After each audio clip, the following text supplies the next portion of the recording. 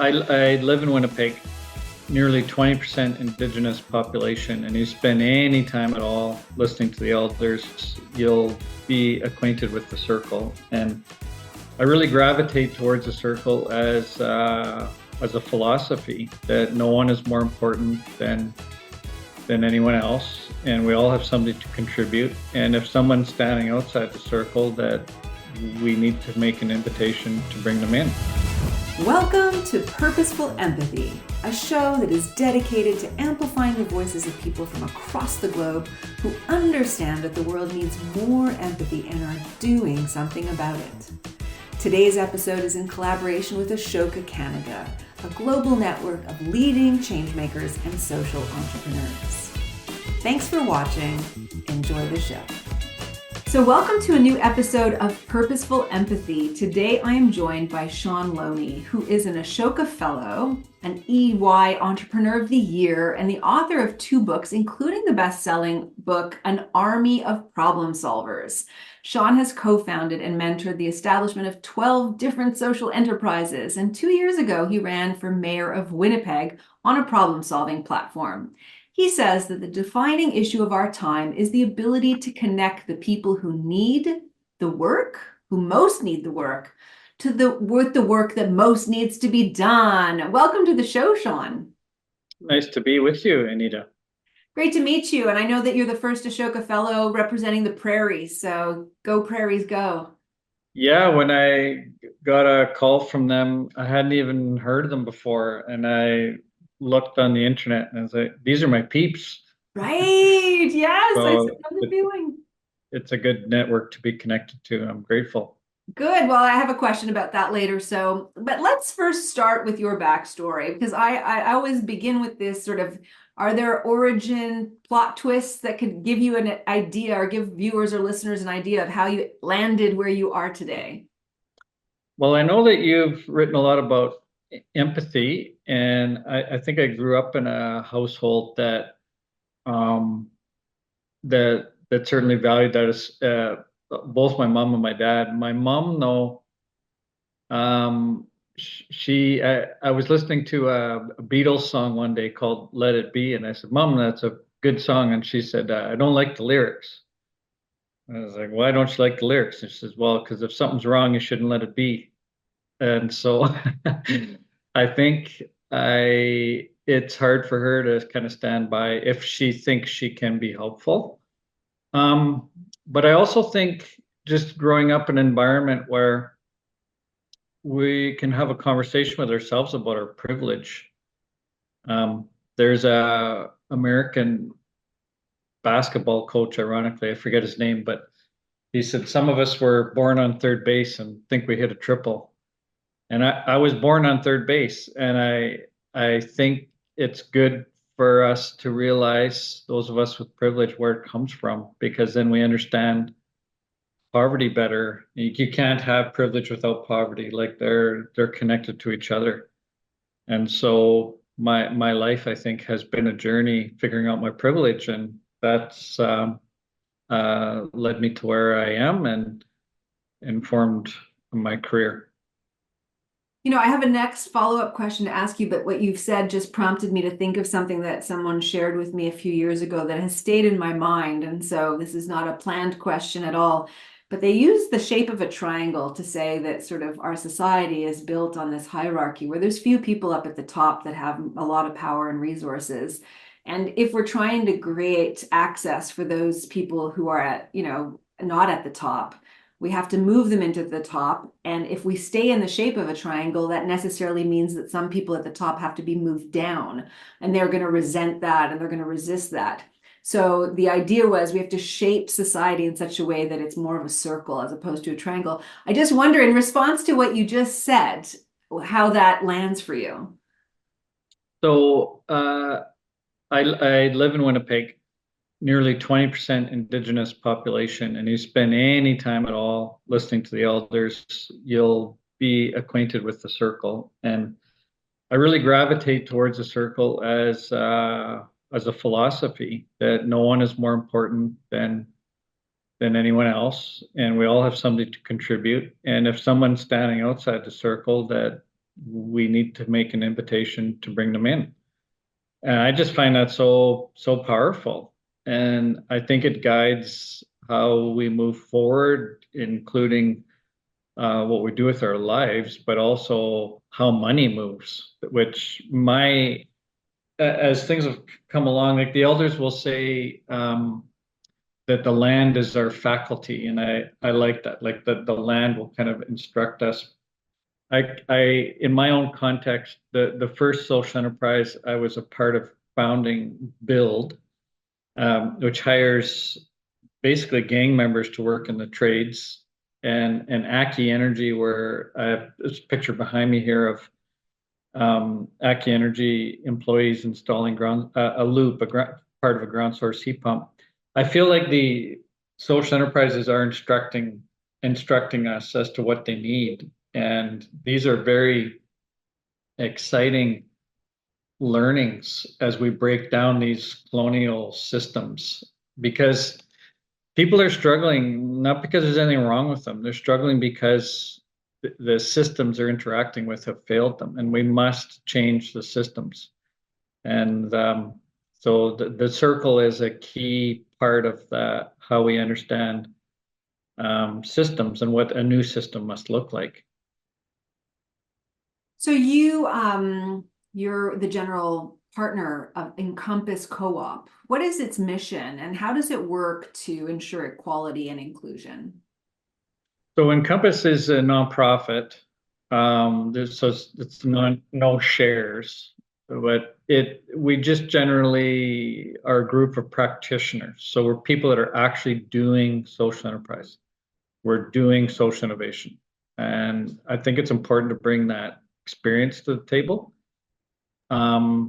We train governments to create markets for solutions. We train nonprofits to be more entrepreneurial, and train investors to get both social and environmental impact. And I think the exciting thing for me about social innovation is the decolonizing of the relationship between governments and nonprofits.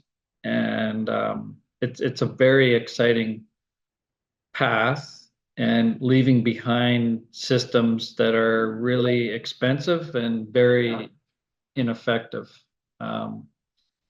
And that's largely what I've been writing about, what this space looks like. So what is decolonizing the social sector or the nonprofit sector? What does that look like if governments are going to do that? So governments are the financial beneficiary of the work that we do.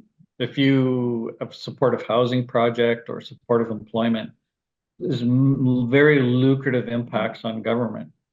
But governments generally use funding to engage the nonprofit sector, but they use procurement to do everything else. So take an example of an overcrowded emergency ward, and 20% of the people visiting there are there because they lack supportive housing. So the emergency ward, they purchase the time of doctors and nurses. They purchase the lights, the electricity to run the lights, the medical equipment, the cleaning staff and supplies. They purchase everything unless you are offering love and compassion, and then you're invited to apply for a funding program.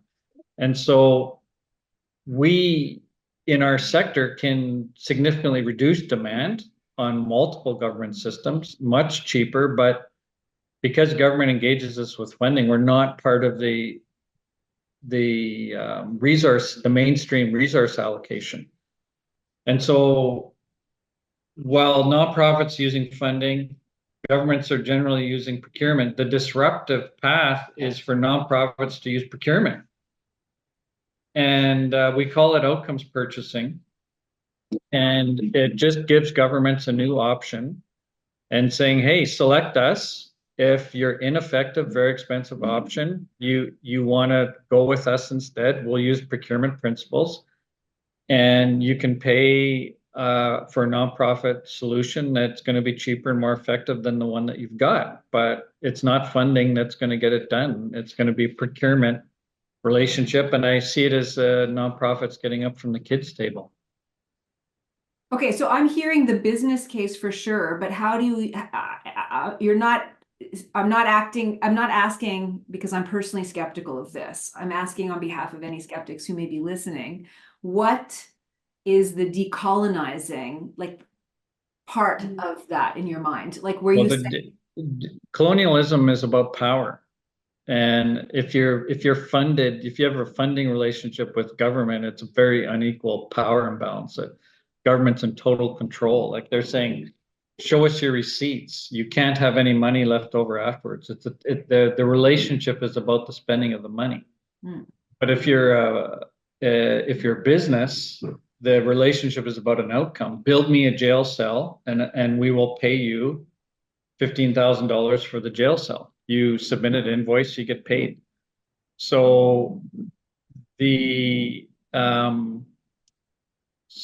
governments need to value the work that nonprofits do, mhm. and they don't value what they fund, but they value what they buy.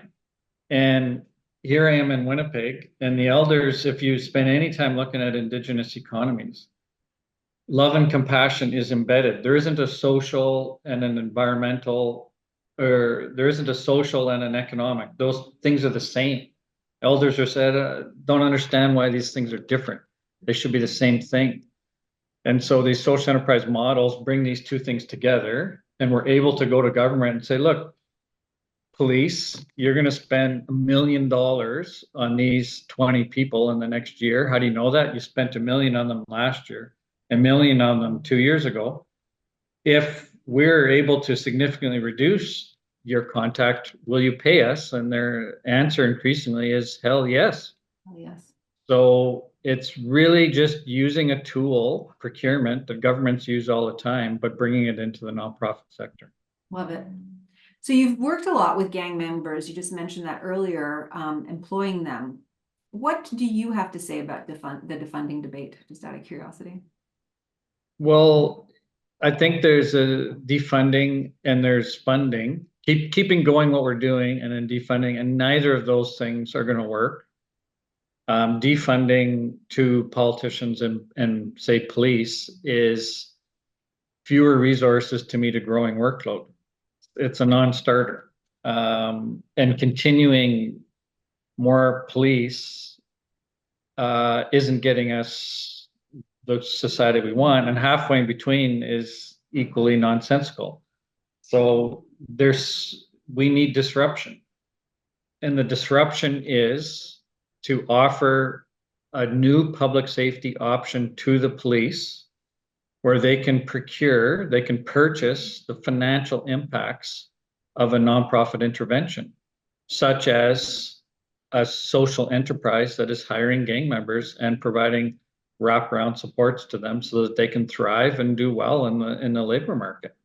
But right now, these social enterprises only have access to dribs and drabbles of funding, and we got to get up from the kids' table and get in the game and say we want to compete against these very ineffective, very expensive interventions that you're offering. Including And procurement allows police to choose the option that makes the most sense to them. wow. And so what would some of those wraparound services be, just out of curiosity?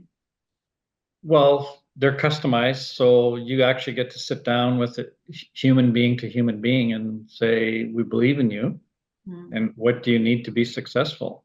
And it might be usually here, I'm at the Social Enterprise Center in Winnipeg, and Build will offer things like driver's licensing, parenting, contact with elders, trades-based tutoring, housing solutions, all of these things. I mean, whatever it is that's holding them back, we want a world where we can provide those, and so people can thrive. With the key being the paradigm that we're leaving, people are treated as though there's something wrong with them. They need to be disciplined or punished. And the paradigm that's emerging is it's the systems that are causing the problems, and people can do very well. They just have to be given an ecosystem where they can thrive, like the ecosystem I was presented with in my own family growing up. And that's what we want for each other. So you have a contrarian kind of, not contrarian, you have you fill in the blank what kind of opinion this is, but you have a different way of looking at homelessness. You don't think it's a money problem. No. So tell me more about that. It's a systems problem.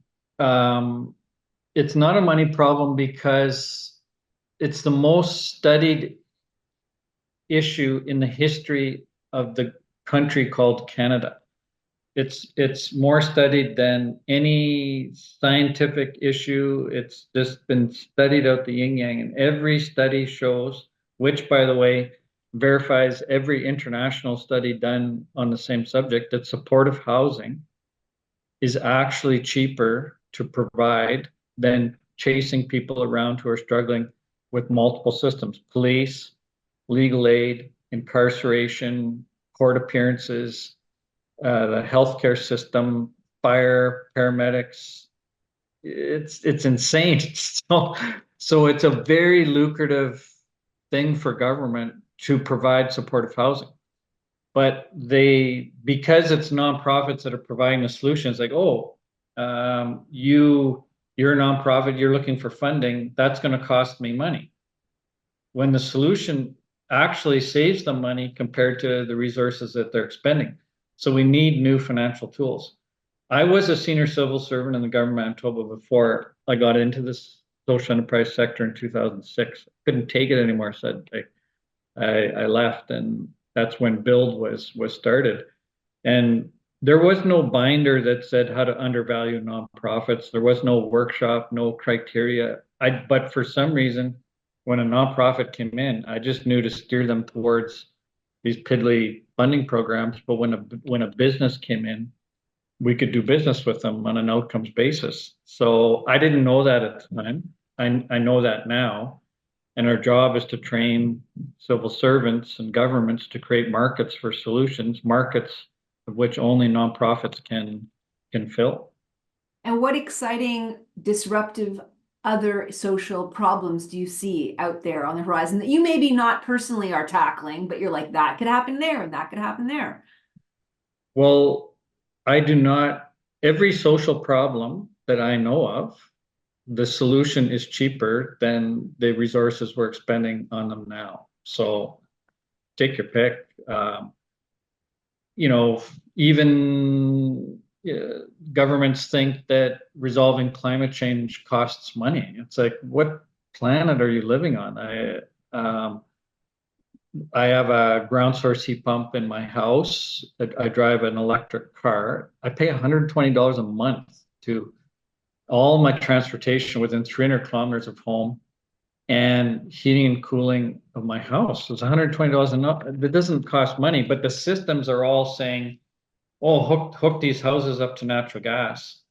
The utilities pay all the upfront capital infrastructure, and you just pay on a monthly basis. So, but governments will say, you need a rebate, you need an incentive. And we need to make solutions mainstream.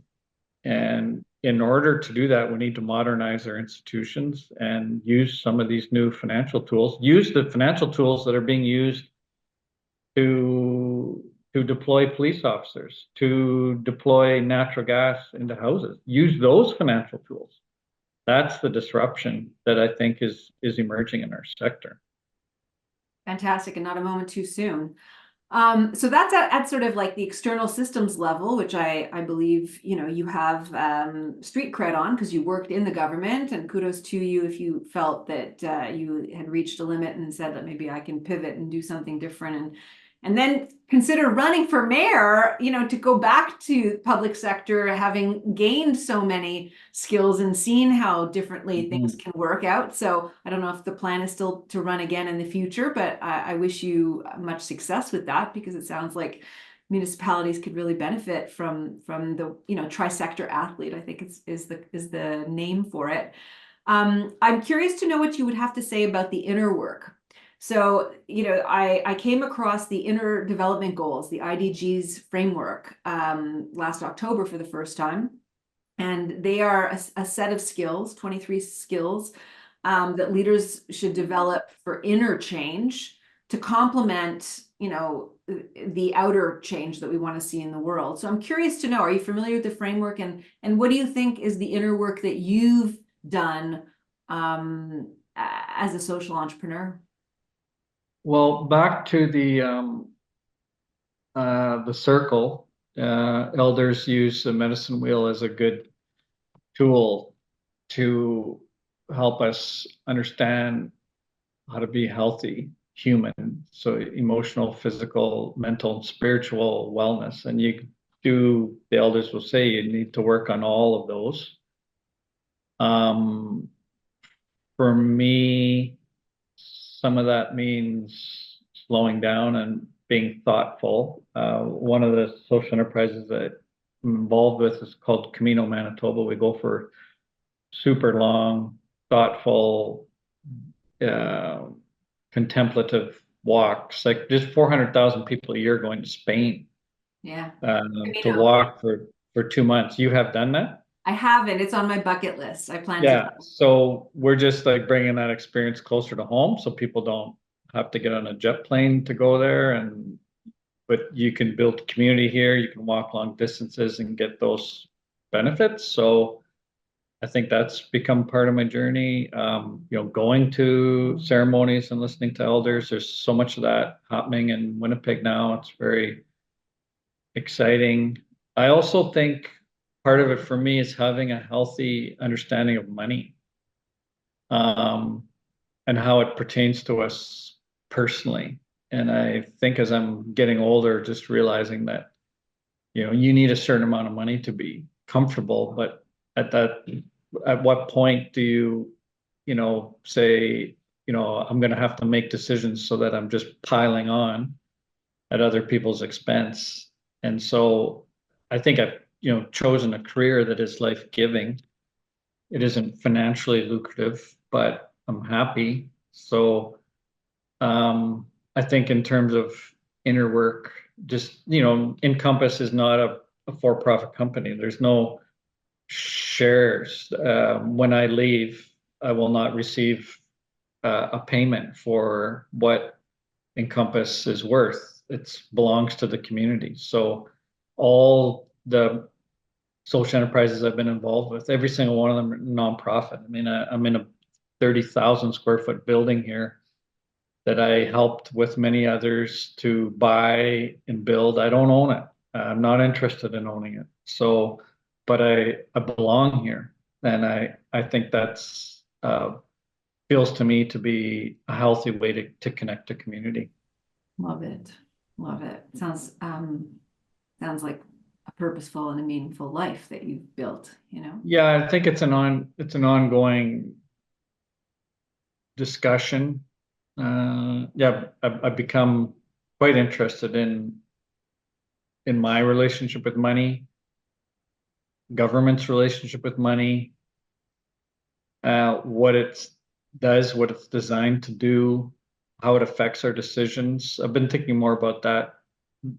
Someday may put some more time into talking to people who know more about it than I do, and have so that I can learn. I think it's really key for people moving forward and having a healthy society. If you're always making decisions, I have to have more and more and more, then it's insatiable. And we all want to feel abundance, but in order to feel abundance, we have to recognize that we have enough, or else you'll never get there. So I have enough, and so I feel I have abundance, and it affects the decisions I think that we make. And my partner Fiona and I, we recently we had taken money out of the stock market, not that we have a lot, put it into GICs at the credit union, and then more recently we've transferred that money to a community bond in Calgary. We don't even live in Calgary.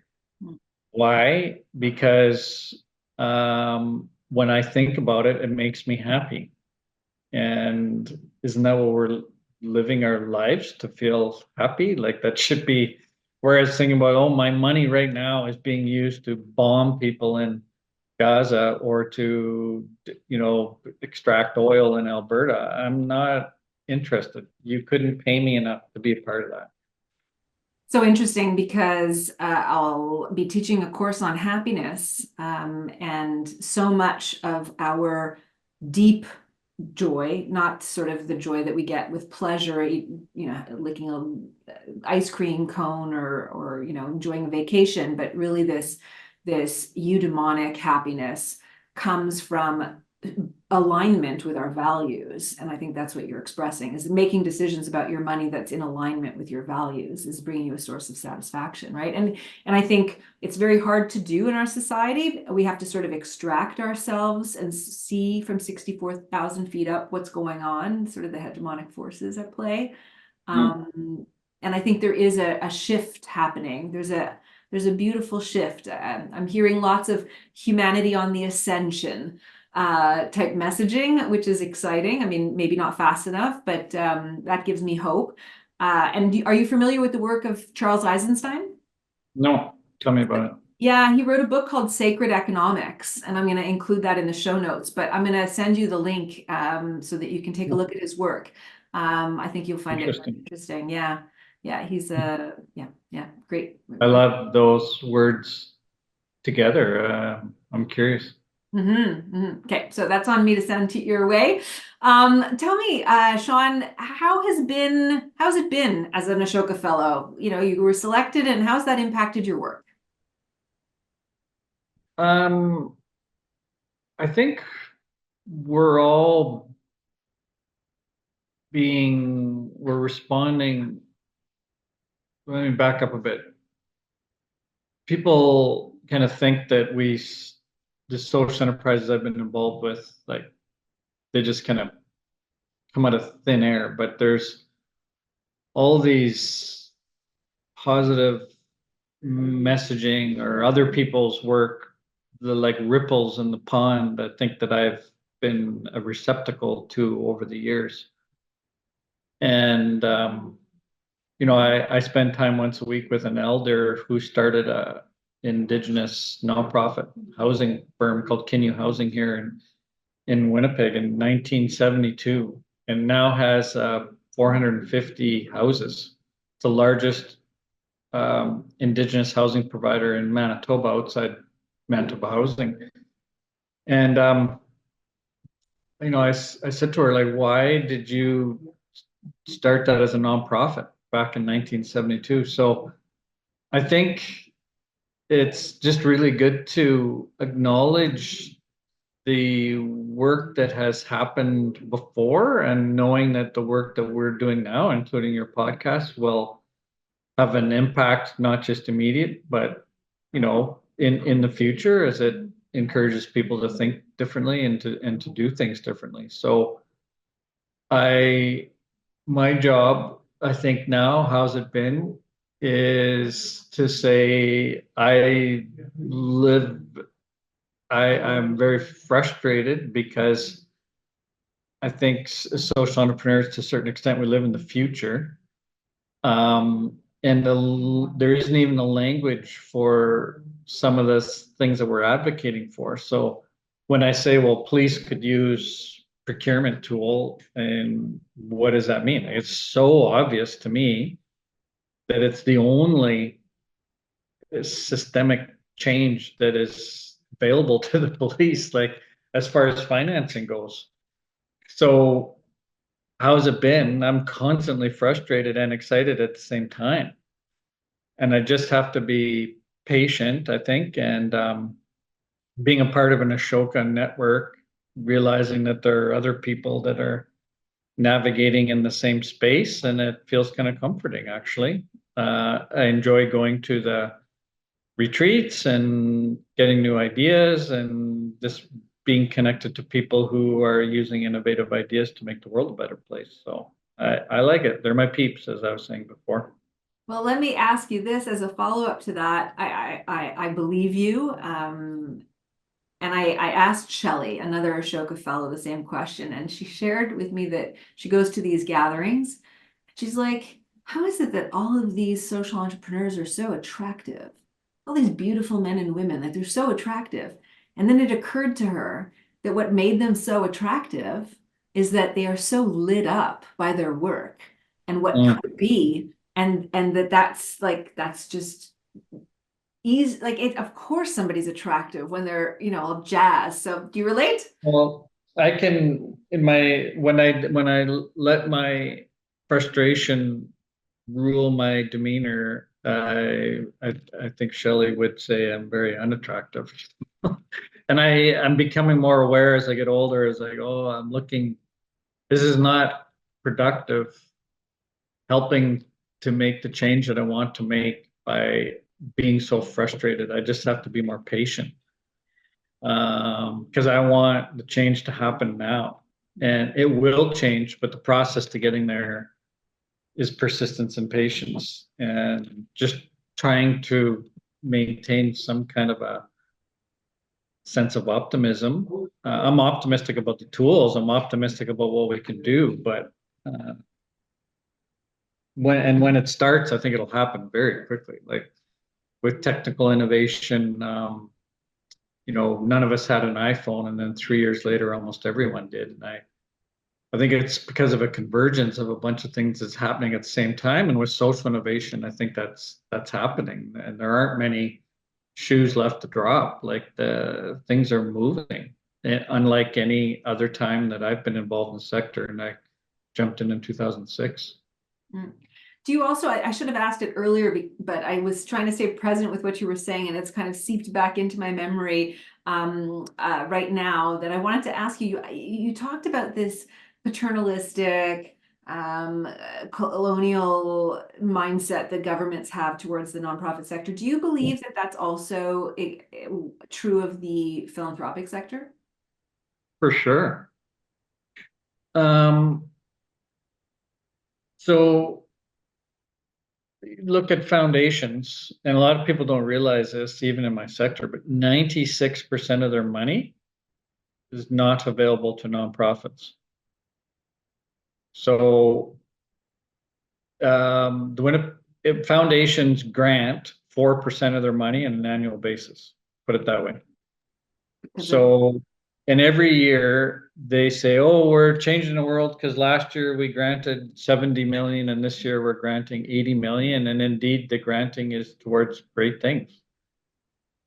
But where's the systems change?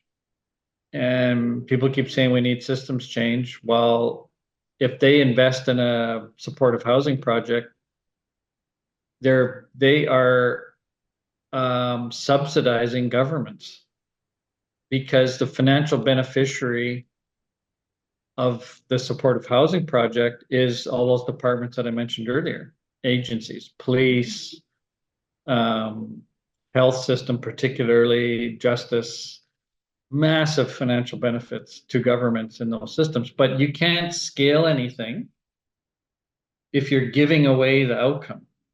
So foundations need to understand that their money should be spent, when it comes to poverty and so on, should be spent luring governments into these decolonial relationships.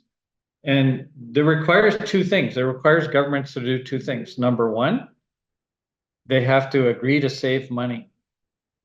And that's a hard thing, because they think that the only way to get to a good society is spending money. It's a myth.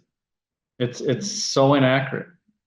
And number two, they have to agree to let go. And if they get their heads wrapped around those two things, we're off to the races. But they're very embedded. And I've researched Indian agents and described right from the 1900s how they view people, how they view what's going to be helpful, and whether they're well-meaning or not, the consequences of their actions are horrific. And there's still this thinking inside government that is they've been trained by the Indian agents from 50 and 100 years ago. So we need to change these systems, and we need to change them right fucking now. Right. Last question, Shaun. It's been so lovely chatting with you. I ask this of all my podcast guests, and that is, since the focus of the podcast is on empathy and purposeful empathy. If you can think of a time in your life when you were on the receiving end of empathy and what that meant for you. Interesting. Yeah, I think that let me answer it this way. My spirit name that a Cree elder made known to me is Benisiwan Minoyawan, thundering healer. And the healing part for me is about my privilege. Like, how do I work with that? That's my lifelong journey. But the thundering part is, I was not born with grace. And so I can be very impatient, be very frustrating. Yeah, I'm pushing all the time to create these systemic changes, which I feel pretty confident about that they're important. And so the empathy I'm grateful for is people who, in the midst of my frustration, can see that I have something to offer and would want to work with me, would want to be on a team with me, would want to be associated with me, because it's easier just to, be in the nonprofit sector saying, we're good with funding. The government's going to come. We're waiting for them. They're going to come with the massive amounts of money that we need. We don't want to hear this talk about anything else, so the folks who want to be associated, I feel empathy, and I'm grateful for that. And it's just kindness, and it makes me think too how great it is to be on the receiving end, to be gentle with other people who might not necessarily see the future as clear as I might think that I do. That's a great message and a great story. What is the Cree name? Binisiwan Menoyawan, and it means thundering healer. But it again, to me, it's about my impatience and it's about my privilege. So yeah. And when the elder told me that's what my name was, I just sobbed, because it's like, oh yeah, like that is my name. I felt that through my whole body. I just didn't know what the words were, but I knew what it felt like. So it was kind of like, wow. It was affirming for me, and pretty nice to live in Winnipeg and just be surrounded by the empathy of the circle, the teachings of the medicine wheel, the wisdom of the elders who will say empathy embedded in economic models can outcompete private sector models with the right tools. I mean, so wickedly awesome. So yeah, I'm grateful for you too, Anita, and I appreciate you reaching out, and I appreciate your work and your research on empathy as well, and glad that we're connected. Shaun, pleasure was all mine. I want to thank everybody who was watching and who's been listening. Thank you so much. We'll see you next week at Purposeful Empathy. I want to extend a special thanks to Ashoka Canada for their support. Ashoka Canada is dedicated to fostering social innovation and supporting Canada's highest impact social entrepreneurs. Thanks so much for watching. Hope you'll hit the subscribe button, and we'll see you next week at Purposeful Empathy.